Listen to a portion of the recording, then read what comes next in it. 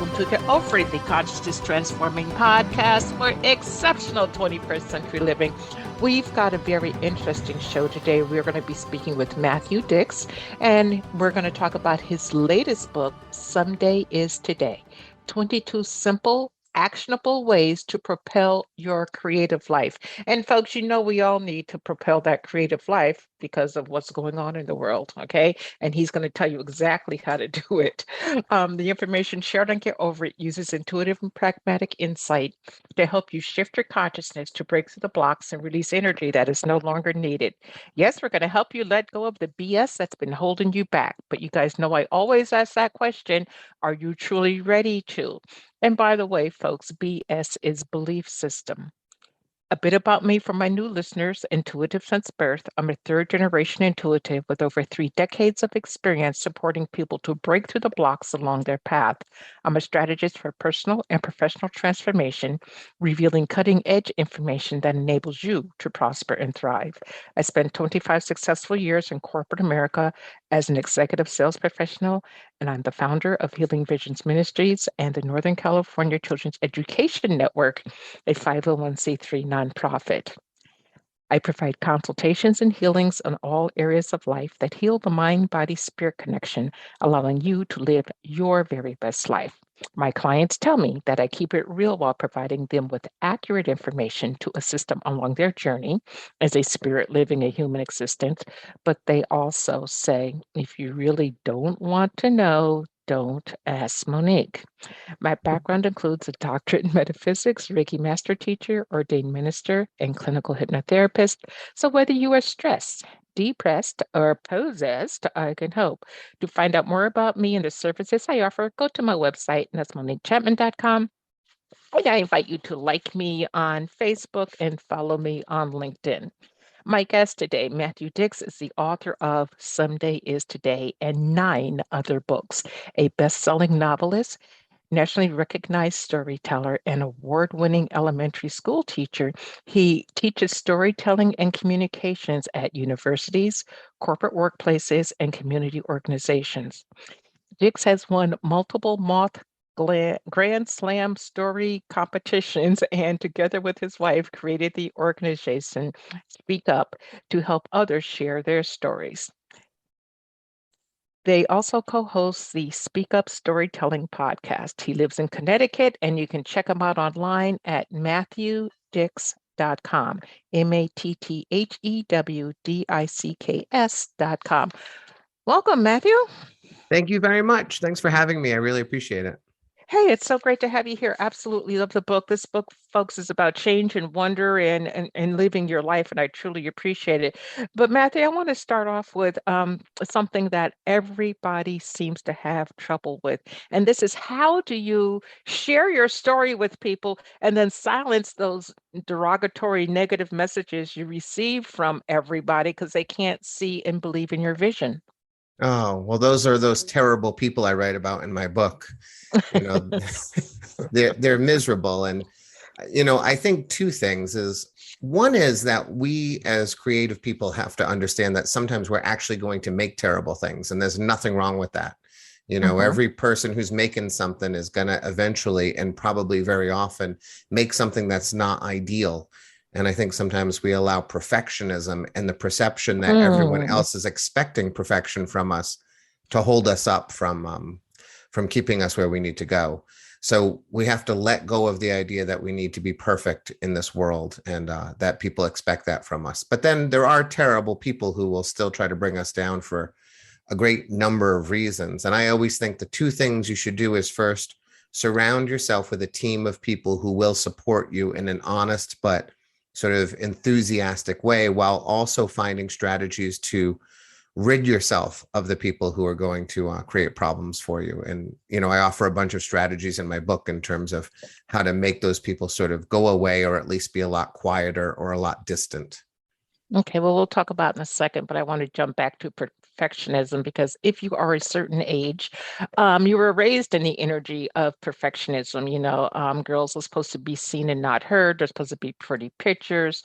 Boys are supposed to be a certain way. So, how do we get, and of course, that generation drilled it down to the next generation, the next, and the next. So, how do we get out of the clutches of perfectionism? Because when you see someone who's not running down that road of perfectionism and they're truly their selves, we call them off or crazy or not, going along with the norm. Right. Well, I think one of the things we can do is really just educate ourselves in terms of the creative journeys of other people. One of my favorites is Richard Branson, the owner of Virgin Galactic. He's sending Mm-hmm. people to space. His very first business was selling parakeets. And that business failed because his parakeets overbred and he couldn't actually keep them alive. He had too many parakeets and not enough customers. And I Mm-hmm. love that story because he's now a person who is doing amazing things, but he's stumbled and failed so many times. And I think when we learn that it's normal to do those things, that is a normal part of the creative process, I think we're going to be more likely to embrace it as well. I think that too often we see people at the top of the mountain and we assume that's where they began, that they were sort of, Mm-hmm. plopped on the top of the mountain, fully formed, when quite often they were, somewhere down where we are, scrambling up as best we can and slipping back very often. So educating yourself about the success of others and asking people who are, where you want to be, talk to me about that journey. You'll quickly discover that it was not as clean as anyone thinks it was. Well, we watch here in America, we watch TV or we listen to one of those entertainment programs and the person appears successful. We always think it happens just overnight. They woke up, one morning and the next morning they were boom, a bam, wham, success. How do we get out of that mode? When Because we we're in watch instant those, gratification. yeah, when we watch those things again, sort of like becoming more aware of what the reality of circumstances are, uh, Mm-hmm. and loving ourselves certainly to a degree. I was just reading 2 days ago about a reality television show and how unreal it is, how everything is essentially scripted, and everyone Mm-hmm. is asked to do things 3 times in order to get it right. And then what we do is we watch the show and we assume that's how people are all the time. Or we go to Instagram and we look at someone's photo and we think, well, they're living the beautiful life, when we don't remember there's probably like 50 photos that were too horrible to ever post on Instagram. And we're looking at one of 50. We assume it's all like that.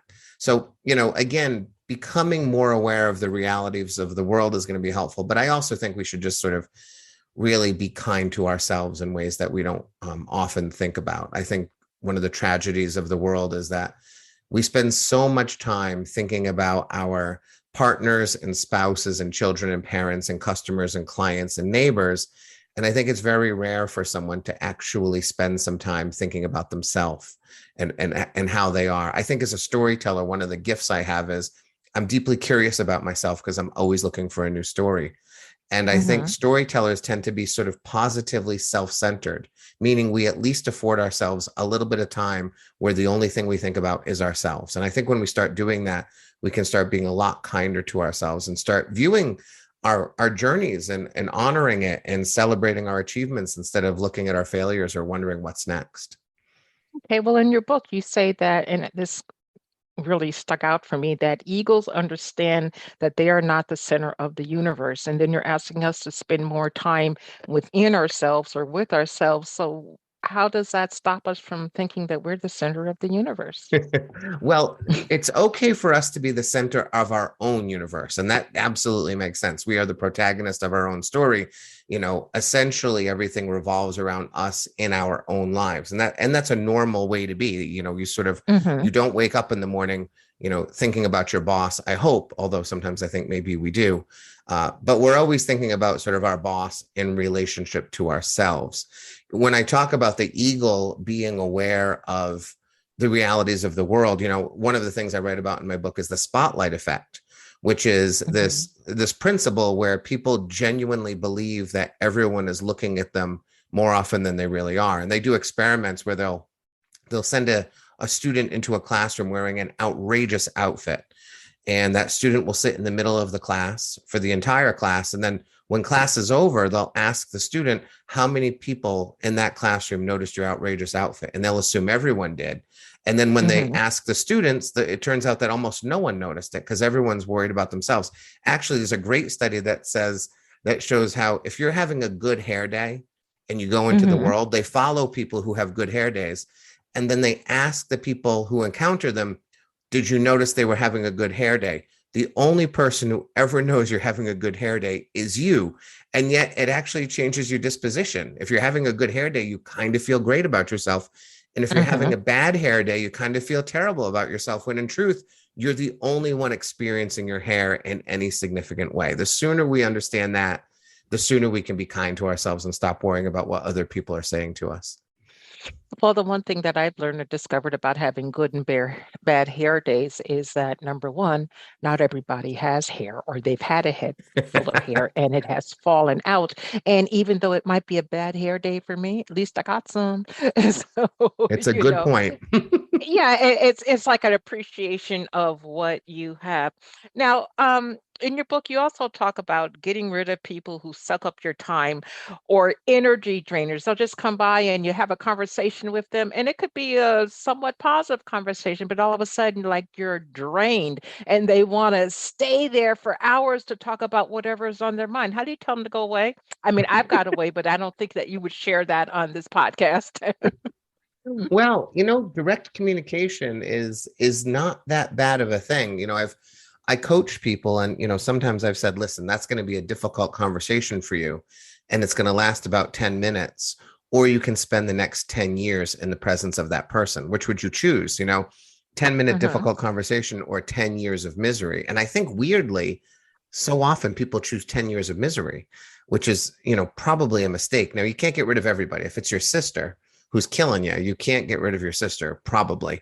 But, I give people strategies. Elimination is the one where you just get that person out of your life, whether it's a direct conversation or you just stop texting that person, and slowly they get the message.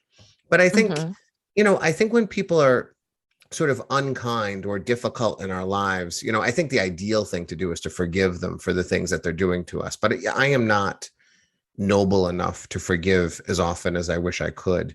But one of the things I try to do is, rather than forgiveness, I try to seek empathy, which is to say, I ask myself why they are the way they are. So if I have a colleague who's really difficult with me, but I know that she's in the midst of a failing marriage, I know she's difficult to me for reasons that have nothing to do with me. And as soon as I can sort of accept that fact, her difficulty doesn't impact me as much anymore, because I understand it's not about me. Like, determining intent is really important. And when you determine that it's not about you, and you can actually find empathy for the person and what they're going through, you don't actually have to forgive them. Like, you don't forgive your colleague for being a pain in the butt, but you can at least understand why they're being that way. And then it doesn't sort of hit you so hard. I think that's a really good way to sort of quiet those negative people, by understanding they're suffering, and you're just experiencing a little bit of their suffering. But how do you not get hung up with them coming to you on a daily basis or a weekly basis with that diatribe for an hour about what they're going through?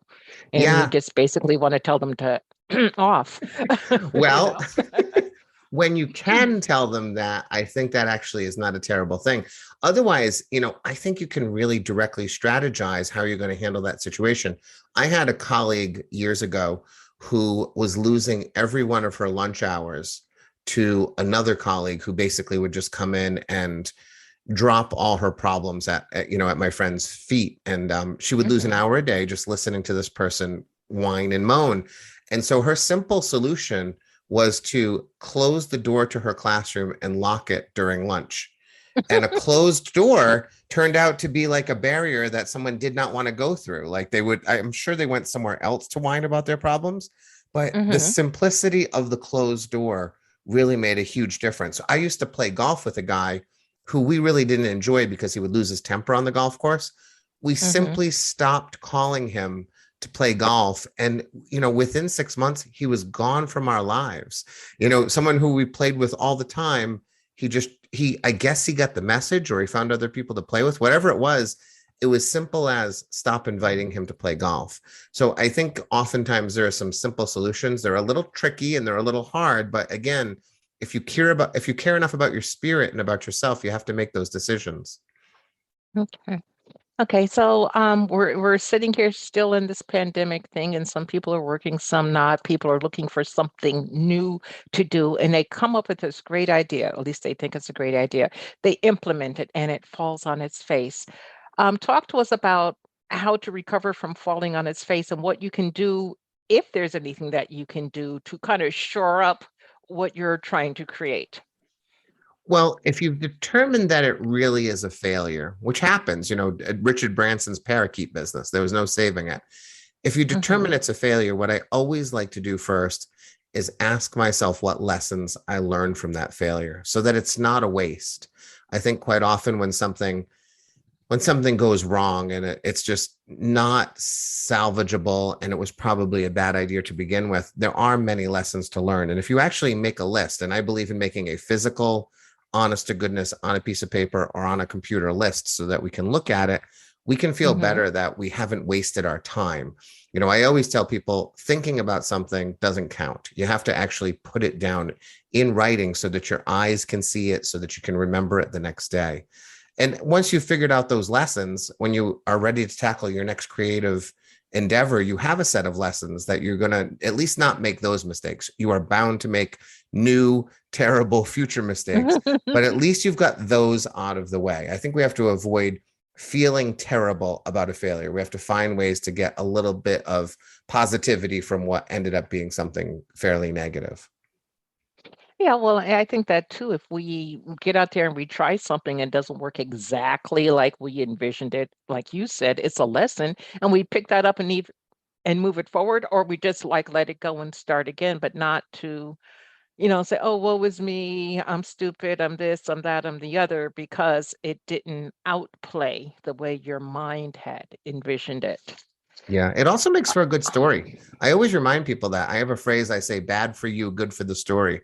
Stories of Hmm. missteps and failure are very entertaining to people, and they're very useful if you're beginning your next creative project, or even if you're on an interview for a job.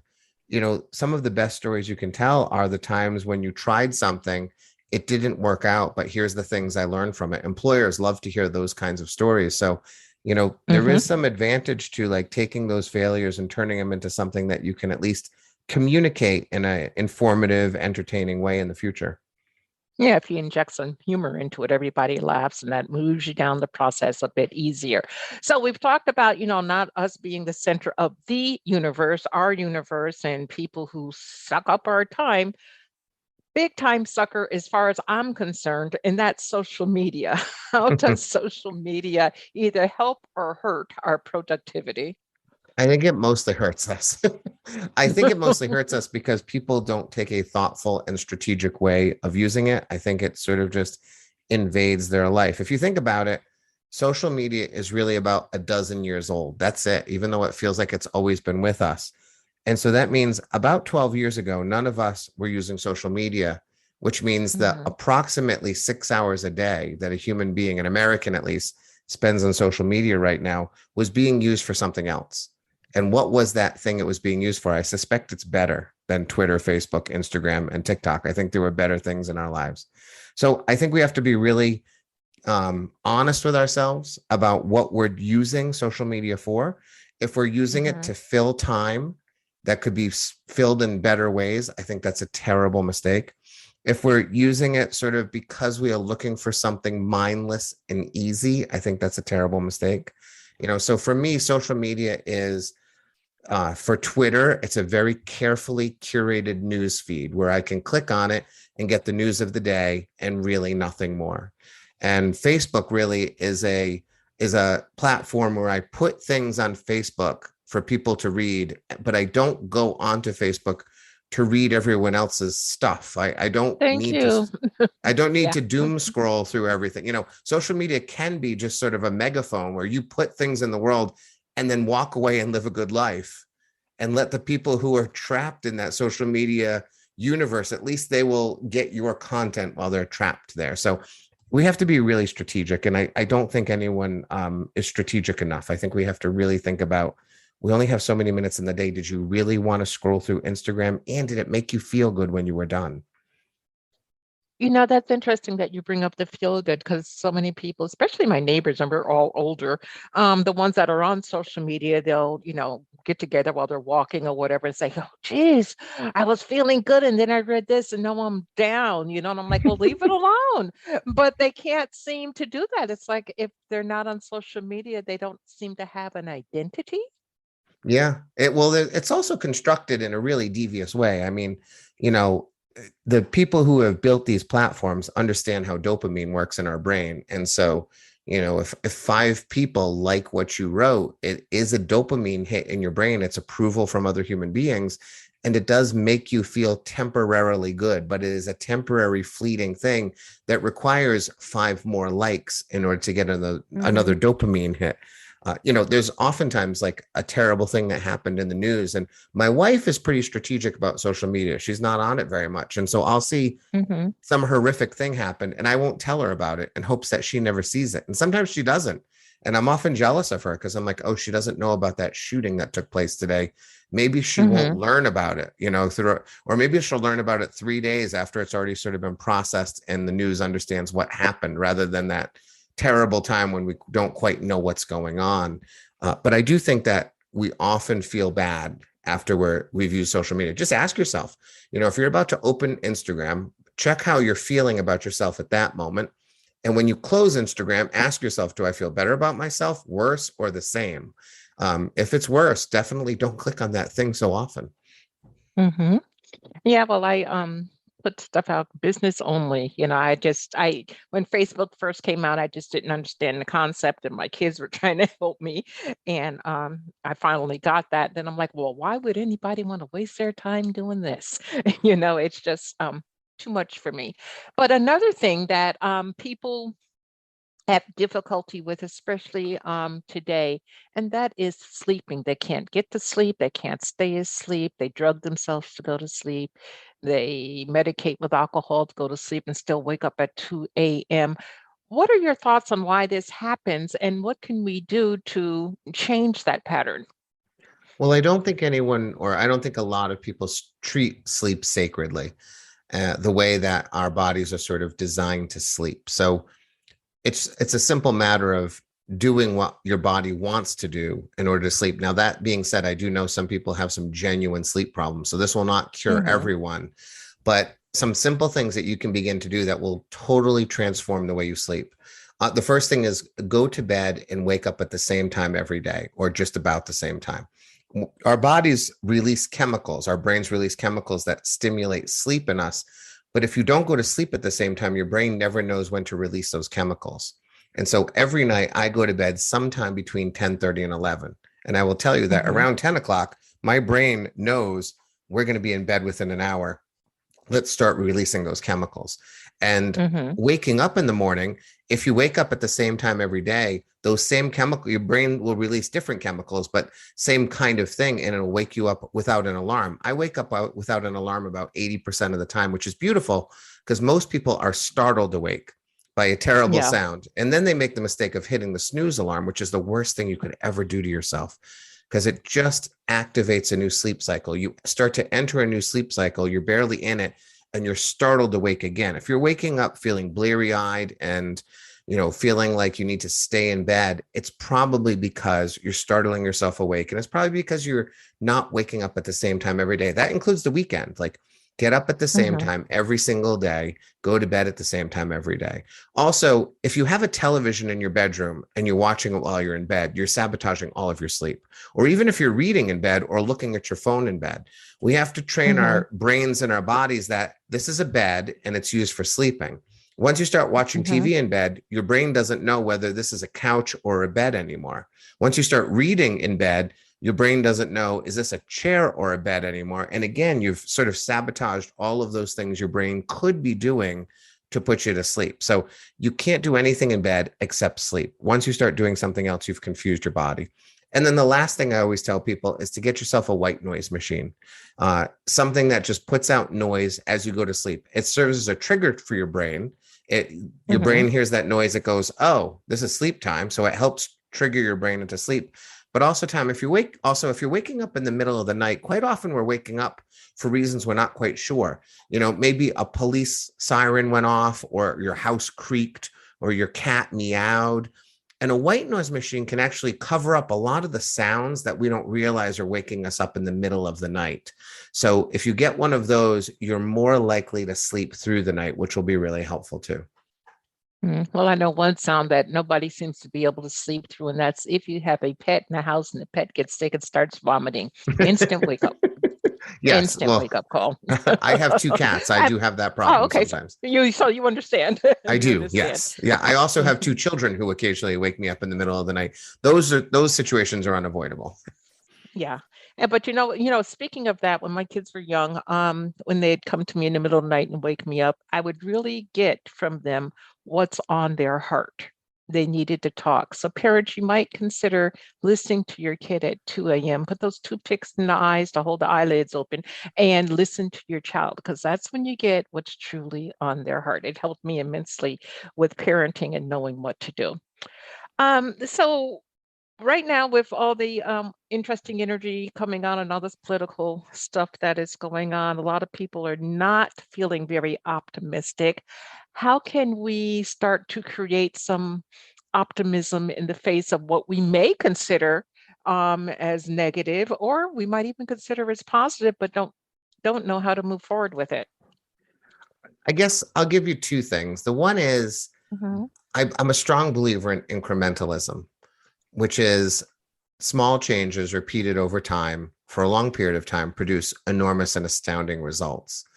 I think so often in life, people want a big gulp of success or a magic pill. And what we have to start recognizing, we have to really attune ourselves to, is I made a small change and it made a small change. But if I pile up enough of those, something really meaningful might happen. I think we discount those small changes, and oftentimes we don't actually engage in them. We don't try this little thing. We don't try getting a white noise machine because it just seems like a small thing. But if we pile up enough of them, we can really start producing results.